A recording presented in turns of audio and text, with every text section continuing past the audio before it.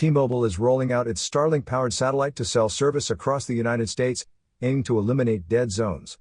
Announced in a Super Bowl commercial, the service is now open for beta testing and is free until July, even for Verizon and AT&T customers.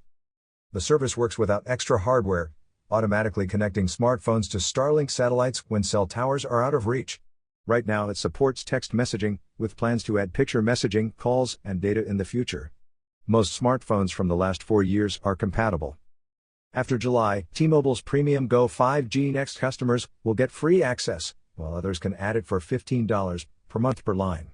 Non-T-Mobile users can subscribe for $20 per month. Those who sign up before February 29 lock in a $10 monthly rate. According to T-Mobile, over 500,000 square miles of the United States currently have cellular dead zones. With this new expansion, those areas could shrink to almost zero. You are listening to UON News.